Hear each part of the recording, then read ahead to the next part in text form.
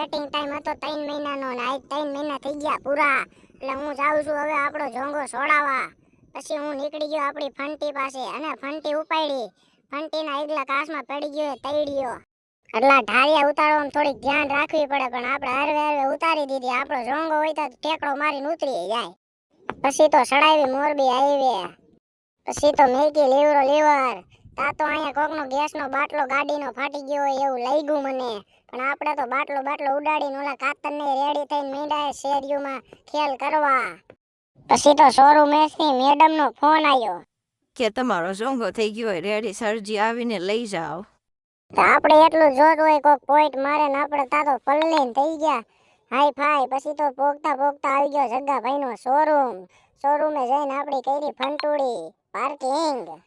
ફંટુડી થઈ ગઈ અહીંયા પાર્કિંગ. પછી તો એને આપણે ભાઈ શોરૂમે થોડાક આમ સીન સપાટા કરી બતાવ્યા.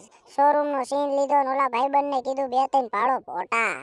અને મેં પાછળ વળીને જોયું તા તો એકેય ભાઈબંધ નમરે.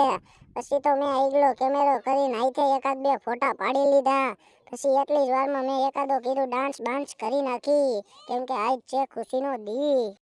પછી મેં કીધું હવે ડાન્સ થઈ ગયો, હવે કીધું શોરૂમ અંદર જવાય. પછી શોરૂમની ઉપરની 4 વ્હીલનો સીન લીધો અને પછી ગયો અંદર જતા આપણી થાર રોક સિલેક્ટ કરીને આપણે ખોલ્યા દરવાજા ખુલ ગયા અને ખુલ્યા સિમસિમ हमने डायलॉग मार दिया. फिर हमारी थार रोक्स लेके લીવર કાઢી લીધી બહાર. કાઢતા ભેગી પહેલા તો મેં એવરેજ કરી લીધી શેક. કીધું આ થાર રોક્સ પહેલા જેવી ડુપ્લિકેટ ભટકાવે નહીં. પછી તો મેકી મેં સીધી ઊભી થાર બાજુ.